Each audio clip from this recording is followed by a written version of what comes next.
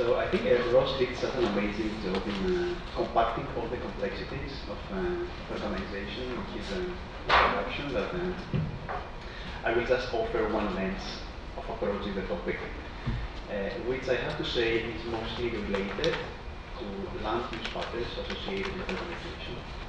So the fabric of urbanization across the globe.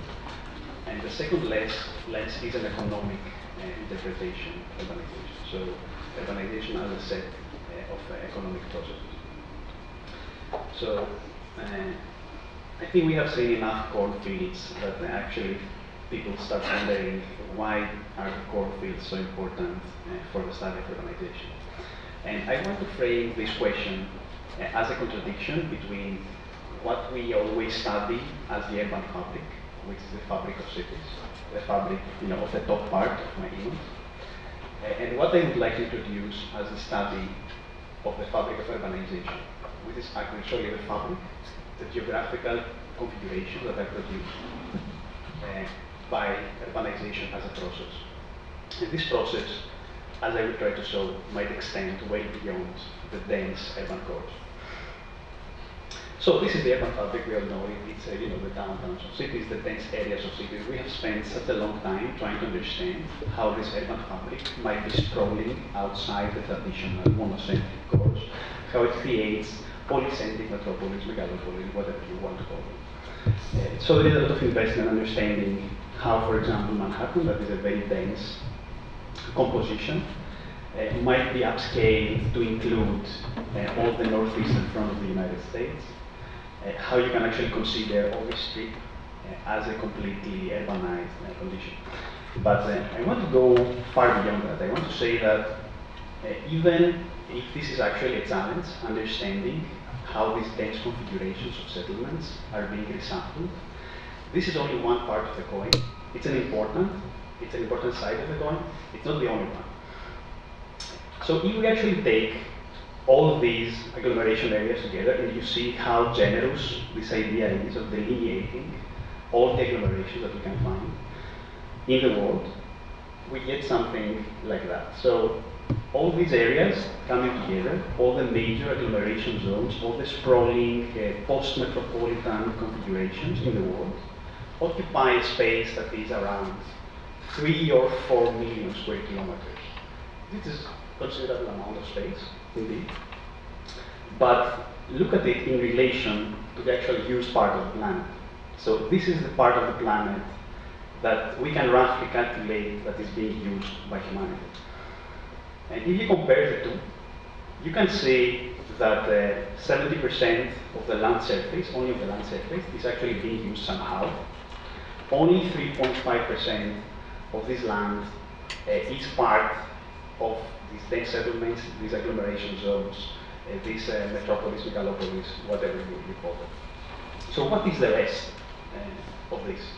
What is the rest of the more than 95% of this huge part of the planet? This is one question that I have. The second question that I have is how you can actually understand this condition, this black mass in the map, without actually thinking it as an outside condition. And Ross has invested a lot in actually trying to challenge how urbanization can be conceived without an outside. And this is basically the tagline of the research agenda within which I'm working. So this research agenda is called planetary urbanization.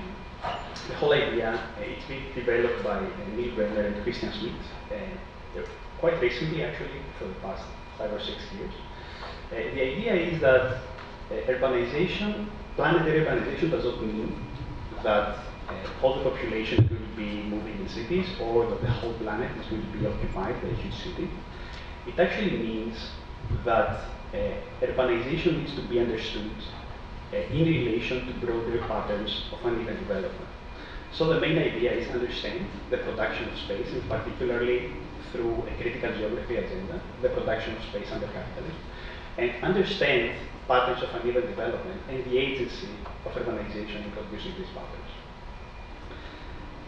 So what I will try to do in my presentation today, I position my work as a response to this question. What I try to do is understand, if we assume that there is an outside in this condition, if we want to actually cancel the boundaries between these red dots that I showed you earlier and the black mass of the planet, how can you actually go beyond this idea of delineating one space and actually relating it to another space as different things? How can you actually understand all these broad patterns of geographical configurations that are set in the planet? The main idea, so, is that the conference asks what is the urban. I don't really have a question, but I don't really have an answer, but I have a lens of actually understanding what is the urban. Normally, we associate the urban with the condition of population concentration in cities. So this is like the typical United Nations approach to the urban AIDS question on urbanization. So you see the top line is actually the total population of the world. The bottom line is the population that is supposed to be urban, the population that lives in cities. The way that cities are delineated is often very arbitrary. So it is like having a boundary within which you start counting the population. This boundary has to do with a settlement that is relatively denser than other areas and relatively more built up than other areas. And the question is always how much population is living there and how these areas are expanding. So it always has to do with the population. What they would say is that obviously the distribution of the population, the reshuffling of the population is one important thing, but it's not the answer to the question of what is the urban. True, population is being reshuffled around the planet, right? You see population being concentrated. What normally happens when you do a diagram like that, you take, let's say, the top parts of this chart, and you say, okay, from this part on, I call it urban, from this part on, I don't call it urban, I call it something like that. What I want to say is that on this distribution of population, which is, in fact, a particularly important aspect of the topic, is actually what is triggering urbanization as a process.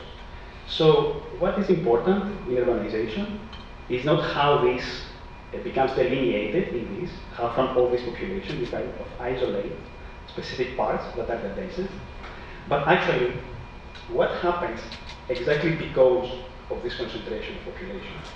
So the concentration is not actually the answer. The concentration is what creates a condition of geographical organization through a condition of interdependence.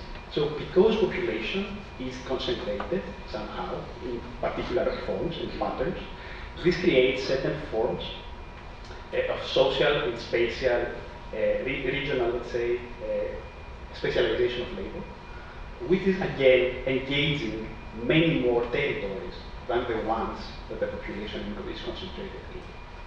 So the concentration is a super important fact, but actually the nature of urbanization is not the concentration, is what happens because of the concentration. And what happens because of the concentration is a generalized condition of interdependence. So my answer, if I could offer an answer, is that the urban is a generalized condition of geographical interdependence. I have some quotes from the past, from some notable figures. Ross showed a map from one of my favorite utopian, well, not so utopian actually, architects from the 60s, Konstantinos Doxiadis. This is from Paul Byron, of course, a historian. The idea in both of them is that the nature of the city is not the actual city. It is this unavoidability to think of the city as something that can exist on its own, isolated. The city cannot exist on its own. It is dependent on all these other regional transformations. And of course, I mentioned before the agenda of planetary urbanization. Here is the main question and how it is being framed by Neil Brenner, that these conditions of agglomerations need to be connected to these other transformations that are happening. But what are these other transformations that are happening? What's happening in the world? What's happening in this black mass? We are studying what's happening in the orange dots, in the agglomerations. This is super important. This is actually what kind of triggers the whole reconfiguration. But what is the rest? And I have an investigation here. It's mostly a descriptive approach. So if you can see, on the build-up, so this is a land use breakdown of how we're using the planet. So from all these territories that I'm showing you, the 70% of the land that we are being used This is somehow a rough estimate of how it's being used. Built-up land is not so considerable. Agriculture, grazing, and forestry zones are much more important in terms of, let's say, land cover. So most of the Earth's surface is used by these primary production operations. Operations where normally we don't associate with the city, we don't associate. These are like economies that are kind of obscure, especially from the debates on globalization, and this is one of the things that I will return to later. And often, when we discuss about urbanization, we say, oh, the city is expanding, it's consuming agricultural land, it has all these different ecological impact because of that, its fabric is, out of control, the sprawl is happening, all these kind of things. Important observations. However, if you actually see what is happening, the growth of the built area in the planet, it's much less important than the growth in the rest of the land in fact. So urban land can consume agricultural land in the vicinity, let's say of the metropolitan region. Agricultural land is added elsewhere on the planet. Forestry areas are added elsewhere on the planet. And all these processes are much more land extensive than what we actually conceive as urbanization through the material footprint of cities.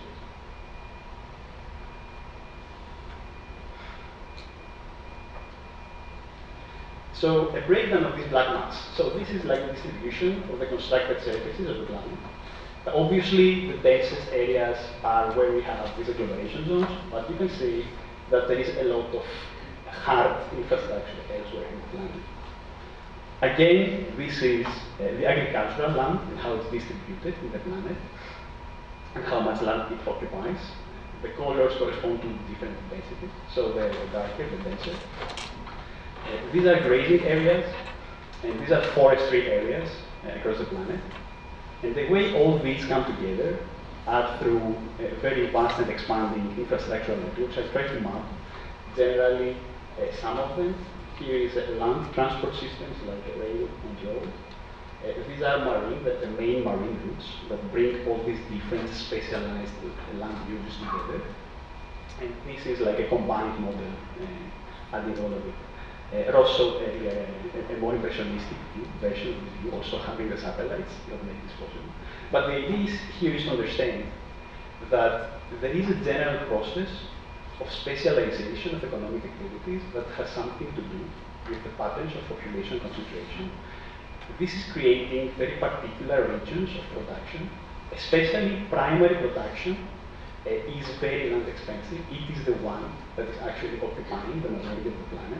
And it is a question that has been relatively obscure in the study of urbanization.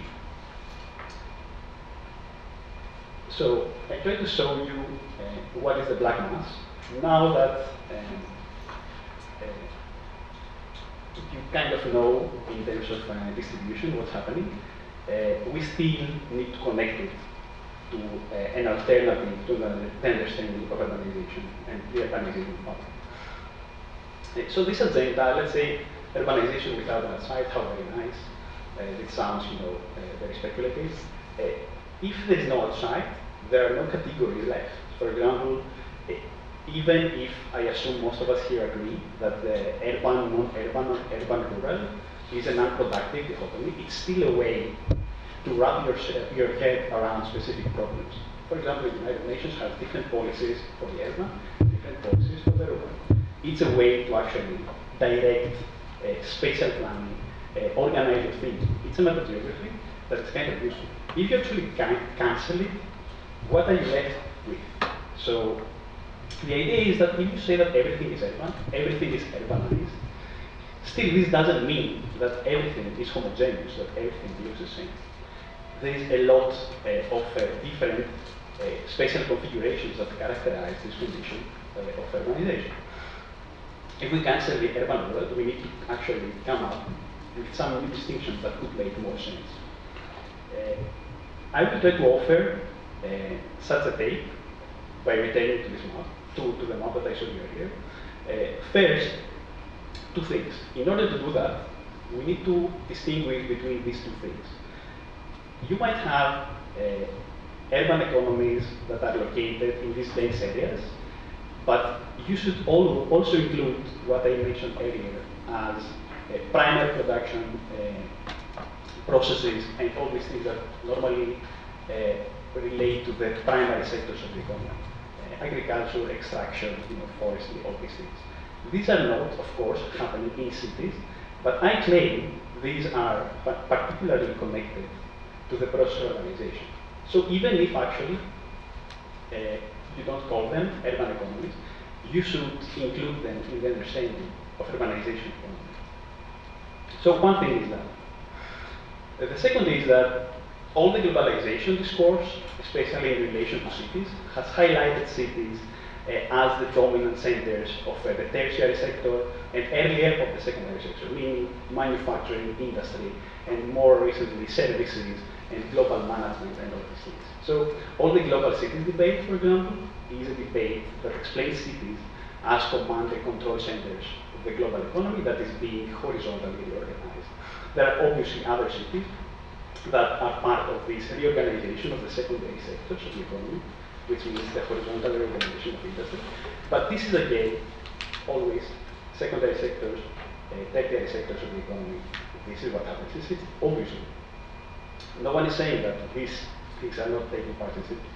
But what I'm saying is that also, as part of the urbanization process, there are other things happening elsewhere that has to do with the support of cities, which are actually part of the same commodity chains, of the same value chains. And here is an image that is often misleading. This is an interpretation of globalization. So what is globalization? It's about an increase in the global trade in manufacturing. So you have a more than 20, let's say it's 15, 20% increase in the trade in manufacturing, global trade in manufacturing, because of this horizontal reorganization of production. But actually, if you rescale the diagram, if you erase the trade of manufacturing, you also see that there is a 5-time increase in the global trade of agricultural products, mining products, things like that. All these are processing happening that are part of the globalization question. And you can see, for example, here, the extraction of certain seminal categories of material, which is again growing very fast. And this is the trade, or the global trade of this material. So alongside this reorganization of the secondary and tertiary sectors of the economy, the globalization of the sectors, there is something like an invisible globalization of the primary sectors of the economy that I claim need to be understood as part of the process of urbanization, and which are in fact the ones that are causing most of the ecological transformation. They are occupying most of the land. They have most of the environmental and social impact. And we are left often with these completely disconnected interpretations. So on the one hand, this is a map, a typical idea of the spiky world popularized by people like Richard Florida. So this is the idea that the city is an economic generator, it's an economic engine, all of the production is happening in the cities. So this is a map of the world GDP, and obviously the spikes are the cities, where you have the densest population zones. On the other hand, this is a map, this is a map of the consumption of ecological biomass. Or am I? Yes, sorry, these are flipped. So this is, I apologize. This is the map of the GDP, of the world GDP. So the city is an economic engine. This is a map of the consumption of biomass, which means ecological consumption of primary productivity of the land. Meaning a very rough idea to understand how ecological value circulates and where it is consumed, and how economic value in the way it is conceived through this idea of the GDP is actually produced. So from an ecological perspective, cities are consumers, or these agglomeration zones are consumers. From an economic perspective, they are engines. And where is all the ecological biomass being produced? Elsewhere. What is this elsewhere condition? What is this outside? I showed you all these areas of primary production earlier. But my point here is that there is a dominant bias that on the one hand, in terms of ecological and socially uneven development, the city, the dense part of population concentration, is both a good thing because it promotes growth, economic growth, and a problematic condition because it is a huge entropic black hole consuming all this ecological value that we produce elsewhere. And the bottom part of this map, so this is like a cave. On the bottom you have the ecological production. On the top you have ecological consumption. Can we go beyond this divide and understand these as part of the same condition? This question is not a question that has not been asked before. This is Jan Gottman, the seminal geographer, the seminal urban geographer, who in the late 50s came up with this idea of the megalopolis. So as I mentioned earlier, we have been very much invested in understanding these new forms of agglomeration, this reconfiguration of the polycentric metropolis. So this was Gottman's initial effort to grasp a megalopolis. However, within his book, Gottman presents megalopolis as one side of the coin, and he suggests that the other side of the coin is actually the development of specialized regions of agriculture, as for example in the American Midwest. And he actually says exactly that the town-country division is dead. The new organization of the landscape is the organization between these types of urbanized landscapes that are called the megalopolis, and this type of specialized production landscapes. That's a good example in the American Midwest. I say this is a good starting point. However, I will try to go beyond that because I will claim that these two conditions actually offer two extremes in the understanding of what I'm going to do. So how do I go from here to here? How do I go beyond understanding the urban fabric towards understanding the urbanization fabric? I have this idea that urbanization is a process of geographical organization. So urbanization is organizing space. What exactly is it organizing? One way to understand it is to break down the layers of this organization of space. So you can have elements of the natural geography, elements of the second nature, let's say, the infrastructure, all the modifications of natural geography. You can have demographic factors and social and economic factors, and you can have regulatory factors. And you can imagine this as parts of variegated gradients. So in terms of the geographical distributions, you imagine them as layers and overlay them across the world. They have very different distributions. What I say is a way to understand all this is instead of trying to delineate things, imagine them as gradients that are overlapping and try to see the conditions that are created by these composite associations. So one way to understand an agglomeration landscape like Gottman's megalopolis is a particular combination of these things. One way to understand the American Midwest is a particular combination of these things. And I try to break down what these particular combinations is, and I propose as a starting point for analysis these four categories. So on the one extreme, let's say you have these agglomeration landscapes, landscapes that look very much like Manhattan, let's say, where you have high population concentration, high diversity of the labor force, high infrastructure per area, but not per capita, and obviously. Operational landscapes are a very specialized landscape of production. And what differentiates these two is actually the presence of different externalities or advantages, if you want to call them. The agglomeration landscape, the configuration of things creates particular conditions for the emergence of externalities that we are used to call them urban externalities, all these spillover effects or these Jacobs effects. And the operational landscapes are more particular to more massive externalities, which are like locational externalities and clustering externalities. This can get a bit technical, so we'll skip through it. The idea, though, is that these conditions rarely present themselves in this clear, pure form. They often get mixed, they often get combined into hybrid landscapes. And they're present into hybrid landscapes in one form. their absence in form of remote landscapes is another. The remote landscape idea, though, doesn't mean that there's a part of the world that is not being utilized. It means that it's actually a part of the world that it's in the process of becoming. So it is started, we know what is there, we know what we want to do. It's not just yet operationalized. I will skip this because, I mean, we can always return to that, but I think it's a bit technical. But what I try to do then is actually start overlaying all these different distributions that I claim their combinations create this particular environment. So one way to do it is actually start seeing the relation between the concentration of population and the production, these primary production indicators, which are like agricultural land, or forestry and grazing land. And this is a way to understand the gradient that appears in this map. So on the bottom, you have the primary production intensity. On the vertical axis, you have the population concentration.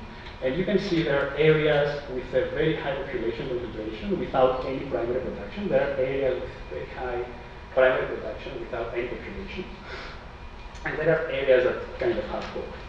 And you can see the possibility for agglomeration landscapes on the top left and operational landscapes on the bottom right. And all the conditions that appear in between. You can see that in the case of the United States. And this is now an interesting way to start understanding different areas of the world in different ways. So this image pretty much corresponds to a map of where the cities and where is actually the agricultural productive land. But if you see closer, this map has very clean distinctions. For example, all the agglomeration zones are very blue, which means that they are all very much on the left axis. All the agricultural zones are very much emptied out of this agglomeration effect. If you go to other areas, however, you see that these conditions can be combined in different ways and give up a very different, let's say, configurations that we try to investigate as the horizontal metropolis, for example, all areas that combine post-metropolitan conditions with primary production. Perhaps the best case is the Ganges plain with huge concentrations of population. So you can get until a point with this investigation, but that's not perhaps enough.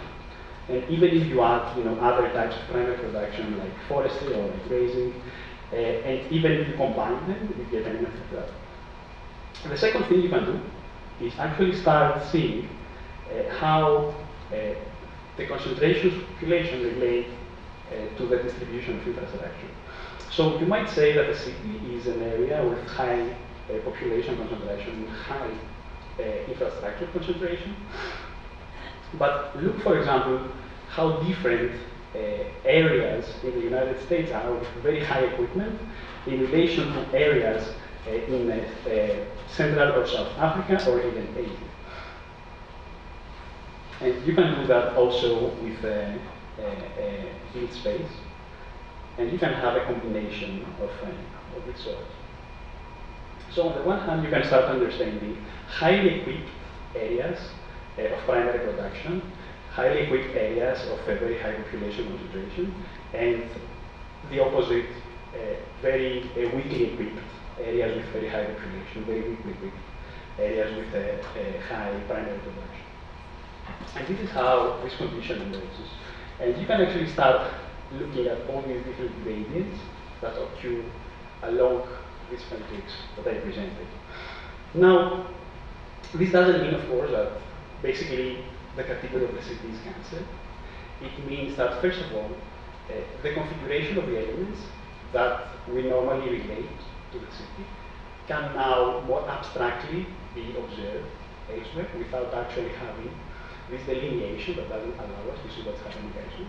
And also it allows us to understand all the qualities of the different fabrics and start investigating the different qualities of fabrics, of different combinations of these elements of geographical organization that can be found across the world. So this can only tell us certain things because the scale is all global, so you can only have a very meta idea, but this is a starting point of actually starting to do different types of comparative analysis. Instead of actually comparing, let's say, one city with another city, you can start comparing types of geographical configurations with each other. Now, a few observations that struck me out of this condition. First of all of us as designers, we are supposed to be shaping the built environment. The built environment is not in cities. This is a map showing where actually the built environment is. So the blue line is the density of built space, of constructed space. Obviously, the more you go to densest areas, the more dense the infrastructure. But in absolute numbers, which is the orange line, most of the built environment is in areas of very low population density, which means most of the constructed surfaces are not actually in cities. The densest are. The second issue, you can start looking at the different distances between population and all these areas of primary production. And in general, once you actually cancel this dichotomy, and once you actually start observing these things in the gradient, you can have a very different idea of urbanization. One of which is also the idea that this condition of interdependency is actually becoming intensified because the population is recently growing more than the land is expanding overall. So from an area of expansion of land, we are now into an area of intensification of land. And my final comment is based around this curve. So this is like the global intensification curve. This is a ratio of population per used land in general, all the categories that I showed you, not in population in cities, not in population elsewhere. It's population and used land in the planet. As you can see, up to a point, population is growing, the land is expanding faster than the population is growing. So the ratio falls. After a while, population keeps growing, the land stops expanding, there is an envelope of possibilities that where this geographical interdependency is happening, that has stopped expanding and is actually being more and more intensified. So my whole idea is that urbanization is not going to stop when actually population will stop going into cities, as the UN might say, that in 2100, like the curve is going to be flattened, and population growth stops, urbanization stops, there is no urbanization anymore. Urbanization doesn't have to do with that. Urbanization has to do with how, exactly because of these patterns of concentration of population, which can always change, the use of the land through these interdependencies of urbanization can be identified. Thank you very much. I'm out of time.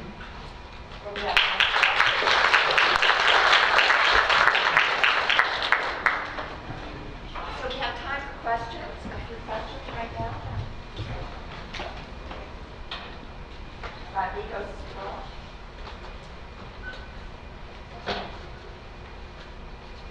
Ross has a question for you. I'm curious what role history plays in this. It pops up in sort of obscure ways where a lot of the graphs that you show have a temporal dimension. And I know that, I think that within the planetary urbanization discussion, there's a clear distinction between the city and the urban. Is there a point at which we talk about, in history, the urban versus the city, or is that a historical distinction for you, or is it something, how does history work? No, it's a pity because I had a few graphs where I plot this in a historical perspective, but I thought it would be too much. But I have an answer to this. It is actually my answer. It is not very much reflecting the whole planetary urbanization agenda.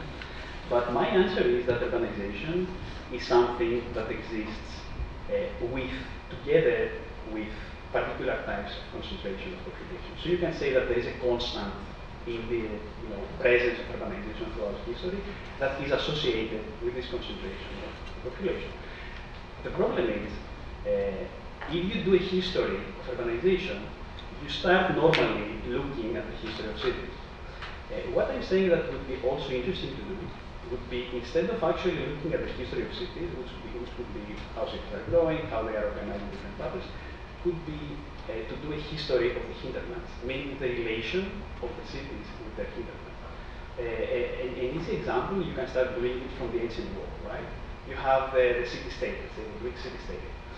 The city-state is called the polis. The polis does not refer to the city. The polis refers to the combination of the city with the surrounding territory. So there's no idea that the polis is associated with what we came to know as the Urbs.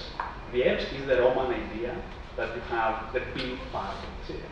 So you can call that a city. I mean, urbanization, though, is the relation of the city to the other territories that support it. So if you start doing that, you can make some interesting observations.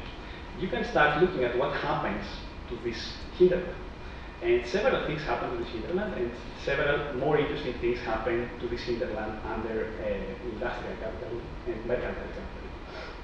The whole idea is that at some point you have this interpretation of the world as a center-periphery thing, that the center is urbanized and the periphery is something like the global hinterland, supplying all the materials to the core. So this is like a colonial idea. This is an extensive hinterland. So I call it an extensive hinterland. It's a moment of extension. So in my care, it's a moment to which you add land to what you actually inhabit. So the coherent population is getting concentrated. The land that supports it is growing much faster than the land that actually settles the population. So this expansive moment of the hinterland, you can keep seeing it until the 30s or the 40s. After that, it is getting even more interesting. The land that you have already occupied, you start using it more and more intensively. So from a perspective, a very simplistic perspective, all the industrial metropolis, what it was doing, it was actually concentrating population to a point and expanding the hinterland. What post-industrial urbanization is doing, it is actually spreading population. It's creating this polycentric force of metropolis. It's creating these more upscale patterns of agglomeration. And it's actually not spreading any more of the hinterland. It's actually intensifying more and more the hinterland through technological investment. So it's always this question of space technology and their nexus. So on the one hand, you have space. Space offers opportunities. In order to take advantage of these opportunities, you either have to do it through relocation, which means just move around, or expand, or you can do it through technological investment, which means the same space that you have, use it differently. And as soon as this envelope closes, and to me, this is going to be the condition of complete urbanization. Not when all the population is going to move in cities, but when the whole globe is going to be utilized in support of this population, which can be distributed in no matter what part. I don't know if this helps, but I have this very rough distinction between the extension of this operational landscape and the intensification of this operational landscape. The extension part, I call it the creation of a global hinterland. The intensification part, I call it the creation of a hinterglobe. Because it is not a one-to-one relationship anymore, it is actually a shared hinterland. So you cannot really say that I have a particular area that feeds a particular city. You have a particular area that is very specialized that actually feeds a whole amount of different agglomerations. Thank you.